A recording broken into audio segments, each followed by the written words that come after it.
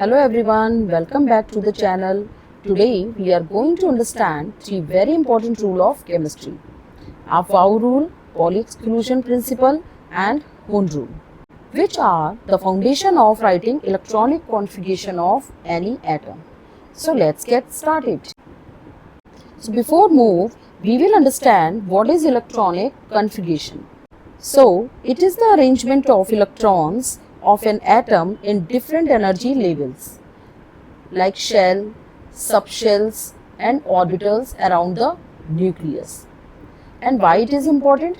Because it helps us to understand the chemical behavior of an element and tells us how atom will form bonds like ionic bond or covalent bond. It also explains the position of elements in the periodic table. So as we discussed in my previous video, in this picture, suppose this is the nucleus and these are the shells or energy levels. These energy levels are named as K, L, M, N, O and so on. And these are also numbered as 1, 2, 3, 4, 5 and so on. And these are the sub-energy levels. Like K shell has S subshell, L shell has S and P subshell, M has S, P, D subshell, N has S, P, D, F and so on. Like first shell has 1s subshell, second shell has 2s, 2p subshell, third shell has 3s, 3p and 3d subshell, fourth has 4s, 4p, 4d and 4f subshell. And here is the maximum number of electrons shell can hold. Like first shell can hold 2 electron, second shell can hold 8 electron, third shell can hold 18 electron and fourth shell can hold 32 numbers of electrons. So we can say that every shell has capacity to holding few numbers of electron. So we have now understand that electrons are arranged in a shell like K, L, M and N. And within these shells there are subshells like S, P, D and F. But the big question is, in which order do electrons actually fill these subshells? To answer this, scientists develop certain rules. So let's understand these rules step by step. So the first and most important rule is Aufbau rule, which tells us the sequence in which electrons occupy orbitals. So let's talk about Aufbau rule. The word Aufbau comes from German language, which means building up. It states electrons fill atomic orbital in the order of increasing energy starting from the lowest energy orbital to the higher one. In simple words, electron always try to occupy the most stable and lowest energy orbital first and then move to the higher one. So the orbital with lower energy is filled first. So we follow a specific sequence of orbitals while filling electrons like 1s, 2s, 2p, 3s, 3p, 4s, 3d and then 4p, 5p, 6s and then 4f and so on. So you can remember it using the diagonal rule or by practicing the sequence few times. So this is the diagonal rule. By using this, we can remember the sequence of orbitals. Like here you can see in the first shell there is 1s subshell, in the second shell there is 2s 2p subshell, in the third 3s 3p 3d and fourth 4s 4p 4d and in the fifth shell there is 5s, 5p, 5d and 5f subshells.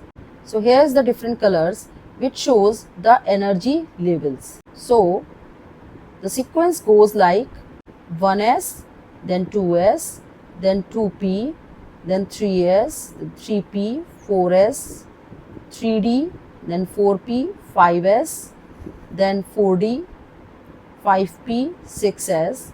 So you can see the energy sequence goes diagonally. So this is called diagonal rule. For example, oxygen has atomic number 8. So its electronic configuration will be 1s2, 2s2 and 2p4. So all 8 electrons fill in the orbital according to their energy level. Like first 2 electron goes to the lowest energy level 1s, then goes to the 2s, and then last 4 electron goes to the 2p subshell. Moving to the next rule, Pauli exclusion principle. The principle states that no 2 electron in the same atom can have all 4 quantum numbers identical. In simple word, an orbital can hold a maximum 2 electron and they must have opposite spin. You can imagine an orbital as a small room. At most, 2 people electron can stay in it, but they must be facing opposite direction, like opposite spin. For example, 1s orbital of hydrogen can hold 2 electron, 1s2. So if we calculate all quantum numbers for both the electron, then we will get principal quantum number for both the electron is 1. Azimuthal quantum number L will be 0. Magnetic quantum number will be 0. But the spin quantum number for one electron will be plus half, and for the second electron spin quantum number will be minus half. So we can say that both the electron can share. So we can observe that for both the electron, principal quantum number, azimuthal quantum number and magnetic quantum number will be same, but last quantum number, that is spin quantum number, will be different for both the electron. So both the electron can have identical quantum numbers, but spin quantum number must different. Now let's look at Hund rule, which says that when electrons occupy orbitals of equal energy called degenerated orbitals, they will first occupy them singly and then parallel spins before pairing up. Like, imagine you are sitting in a bus, and when you enter, you will first try to take an empty seat rather than sharing a seat with someone. Only when all seats are filled, people start pairing up. So in the same way, electrons occupy them singly and then pairing up. Like in case of p orbital, like px, py and pz. These are degenerated orbitals. So if we have 3 electrons, they will go like spin up in px, spin up in py and then spin up in pz. So first 3 are singly filled and then 4th electron pairs up, like 3 electrons spin up in px, py and pz, and for the 4th electron is spinning down and it pairs up. So we can say electrons don't pair up until all orbitals have at least 1 electron in each orbital. So our Wow principle tells us where to place electron. Pauli exclusion principle tells us that only electron can go in one orbital with opposite spin. And Hund rule tells us how electrons fill in degenerated orbitals. So together these 3 rules help us to write electronic configuration correctly. Now I am giving you few elements along with their atomic numbers. Try to write their electronic configuration in your notebook step by step. Once you are done, share your answer in the comment section. And if you have any doubt while solving, feel free to ask your question in the comments as well. I'll be happy to help you out. Practicing like this will make you more confident with electronic configuration, and discussing in the comments will help everyone to learn together. Now you know how electrons build up in atom step by step. Here I am giving you electronic configuration of few elements given in the previous slide, so that you can understand how to write electronic configuration of every element. Like in calcium, which has atomic number 20. So there are 20 electrons which we need to fill in every orbital by using three important rules. So its electronic configuration will be 1s2, 2s2, 2p6, 3s2, 3p6 and then 4s2, because in the diagonal rule 4s subshell has more energy than 3p subshell. In all these, 1s has lowest energy. So first we will fill 1s subshell and then 2s, then 2p. According to the energy level, we will fill the electron in every orbital.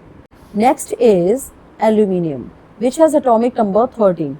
Its electronic configuration will be 1s2, 2s2, 2p6, 3s2 and last electron will go in 3p subshell or p orbital. Like this is the p subshell, and px, py, pz are the degenerated orbital. So last electron will go in the px orbital. Next element is barium, which has atomic number 56. Now what will be the electronic configuration of barium? This is like 1s2, 2s2, 2p6, then 3s2, 3p6 and then 4s. 4s has more energy than 3p, and after that 3d, 10, 4p, 6, 5s2, 4d, 5p and then 6s2. So we will fill the electron step by step by using the energy level sequences. So I have given the electronic configuration of three elements. Try to write down the electronic configuration of rest of the element by your own. If you have any doubt, feel free to ask your question in the comments. Now you know how electrons build up in atoms step by step. If this video helped you, don't forget to like, share and subscribe for more easy chemistry lessons. In the next video, we will understand the shape of the orbitals. So see you in the next one. Bye-bye.